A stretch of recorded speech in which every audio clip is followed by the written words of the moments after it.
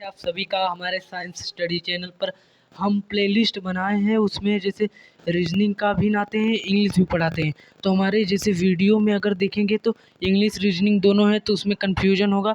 हमारे चैनल पे जाइए, प्लेलिस्ट में जाइए, वहाँ पर आरआरबी एसएससी जो लिखा है वो रीजनिंग का है। और ये जो 16 यहाँ पर स्पोकन इंग्लिश क्लास वाले में ये इंग्लिश का प्लेलिस्ट है। तो जो पढ़ना है आपको वही पढ़िए अच्छे से, तभी समझ। रीजनिंग का रीजनिंग पूरा रीजनिंग आएगा, इंग्लिश का इंग्लिश पूरा उसमें आएगा। नहीं तो ऐसे पर कंफ्यूज होंगे आप। ऐसे पर रीजनिंग इंग्लिश एक दो ऐसे कंफ्यूजिंग होगा, वहाँ से पढ़ेंगे अच्छा रहेगा प्लेलिस्ट से। तो यहाँ पर हम 4 व्यक्तियों के परिवार में केवल एक संतान है।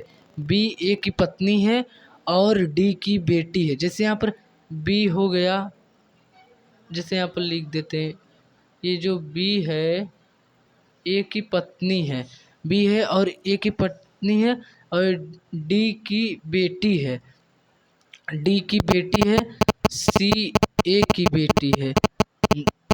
यहाँ पर सी ए की बेटी है, तो यहाँ पर जैसे सी ए की बेटी है और सी और यहाँ पर क्या कह रहा है, सी और तो सी ए की बेटी है, तो सी डी किस प्रकार संबंध है।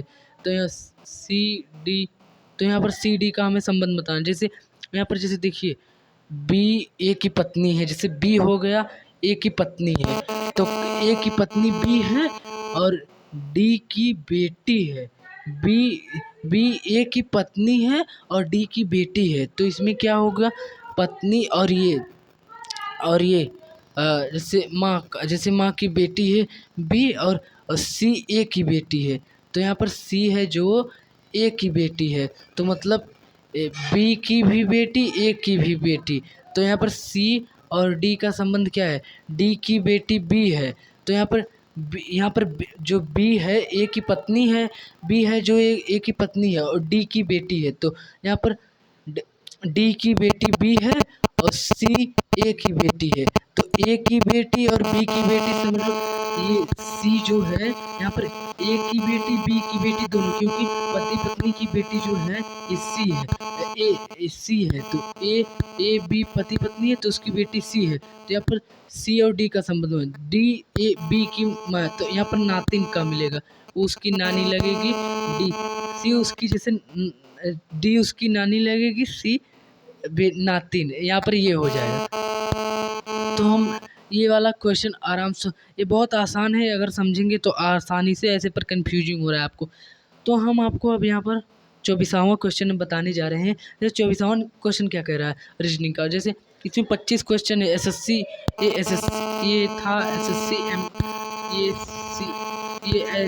सी एसएससी जीडी का था। अब जो एसएससी का है बस उसमें 20 क्वेश्चन है, ये ध्यान दीजिएगा। और यहाँ पर MCHS उसमें है, उसमें भी 25 क्वेश्चन है। तो यहाँ पर 24वां क्वेश्चन क्या कह रहा है, निम्नलिखित में से कौन सा विकल्प दिए गए पैटर्न को पूरा करेगा। तो ये कह रहा है दिए गए पैटर्न, जैसे यहाँ पर देखिए ये बिंदु दिख रहा है और ऐसे दिख रहा है, यहाँ पर हमें ये मिलाना है, यहाँ पर भी बिंदु आना चाहिए। तो यहाँ पर देखिए जैसे 2 लाइन है, तो यहाँ पर 2 लाइन इसमें नहीं है, तो ये मिलाएंगे नहीं आएगा।